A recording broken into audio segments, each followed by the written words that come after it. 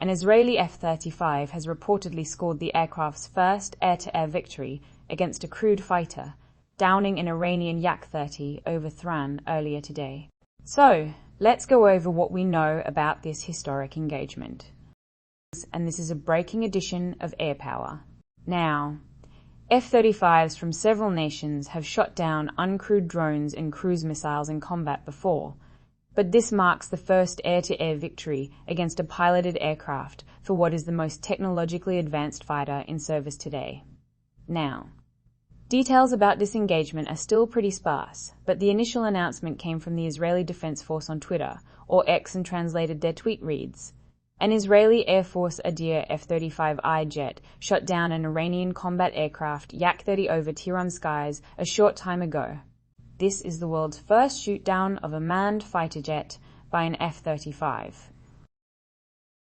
Now, the Yak-130 is a Russian advanced jet trainer and light combat aircraft that's capable of employing a variety of air-to-ground munitions, like gravity bombs and rockets, as well as Russian-sourced infrared, guided R-73 series air-to-air missiles. And the Yak-130 is among the most modern aircraft in Iran's inventory, with the platform itself only reaching initial service in 2010 and deliveries to Iran only beginning in 2013. Now, these jets were purchased as training aircraft, but Iran announced their intentions to begin using them for limited combat operations last year. According to Iranian state media, one of their Yak-130s even participated in air combat exercises in 2025 that saw them coordinate with 2 Iranian MiG-29s to intercept and destroy an airborne target drone using an R-73E infrared guided air-to-air missile. It's a weapon with a reported range of roughly 19 miles, or about 30 kilometers, and that really speaks to the extent of this platform's air-to-air capabilities.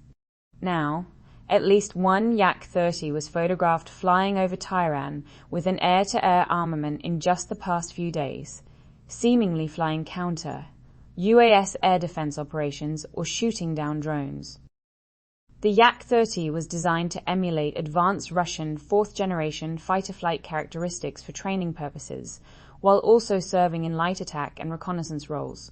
In Iranian service, it's primarily been used as a stepping stone toward Iran's piecemeal fleets of Cold War fighters like the F-4E Phantom II, F-5 Tiger, and of course Iran's handful of still operational F-114 Tomcats.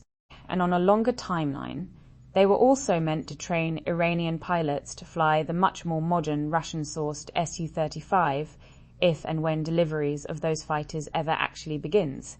Now, it's believed that Iran had just 12 Yak-130s in total at the onset of fighting, and with more than 11,000 lb of thrust on tap and the ability to pull upwards of 8 Gs during maneuvers, these lightweight fighters may be generations behind platforms like the F-35, but they are nonetheless pretty capable aircraft for what they were meant to do.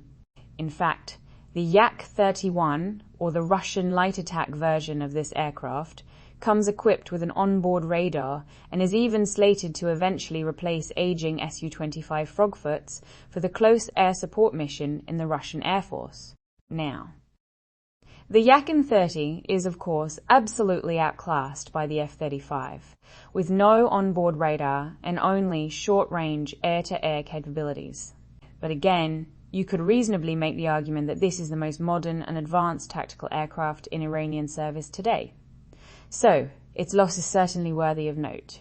Now, losing a fight to the F-35 may have been an all but foregone conclusion, but the fact that Iran is still managing to get aircraft into the fight after 4 consecutive days of large-scale airstrikes is also worthy of note.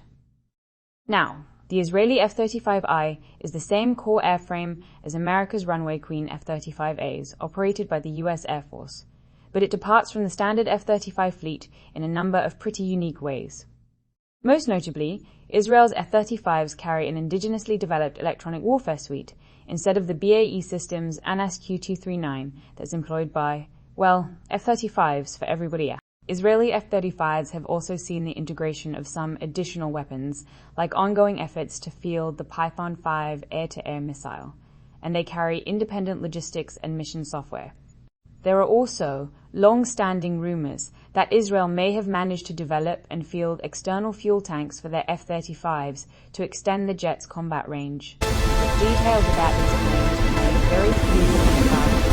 Now, beyond those unique bells and whistles, the F-35I carries the same groundbreaking Pratt & Whitney F-35 afterburning turbofan engine that is capable of pushing out a whopping 43,000 lbs of thrust at full tilt, more than 4 times the thrust produced by the 2 engines in the Yak-130. And the F-35A and I are both rated for 9+ G maneuvers when necessary. But broadly speaking, the F-35 was designed to serve more as an air-to-air sniper than it ever was to serve as a close-quarters knife fighter. While this is the first known air-to-air kill for any F-35 against a crewed fighter, it is not the first time F-35s have shot down airborne targets in combat. The first reported F-35 air-to-air kill of a drone came in 2021 when Israeli F-35s engaged and downed 2 Iranian attack drones. Since then, Israeli, Dutch, American, and most recently British F-35s have all scored air-to-air kills against drones and cruise missiles over Europe and the Middle East. And it is worth noting that there were rumors swirling about American F-35Cs, or the Navy carrier-launched variant, engaging and downing Iranian MiG-29s earlier in this fight. But I want to be clear that thus far there has been no evidence to substantiate those claims, and it seems to be nothing more than an internet rumor. And with that ends this short-fused edition of Air Power from Wartech Vanguard. Aside from those modifications, the F-35I uses the same powerful Pratt & Whitney F-135 afterburning turbofan engine found in other F-35 variants. At full power, this engine produces roughly 43,000 pounds of thrust more than 4 times the thrust produced by the Yak-130's twin engines combined. Both the F-35A and F-35I are also rated for maneuvering loads exceeding 9 Gs when required. However, the aircraft was designed less as a traditional dogfighter and more as a stealthy, long-range air-to-air sniper. While this appears to be the first confirmed air-to-air victory for an F-35 against a crewed fighter aircraft, it's not the first time the platform has destroyed airborne targets in combat. The first reported F-35 air-to-air kill occurred in 2021, when Israeli F-35 shot down 2 Iranian attack drones. Make sure to swing by wartechvanguard.com today and every day for all the latest in news, entertainment, and merch from all around the force. If you got anything out of today's video, make sure to click like and subscribe down below. And make sure to leave me a comment so I know what I should cover next. And of course, don't forget to tap on that bell icon so you never miss a drop from Wartech Vanguard.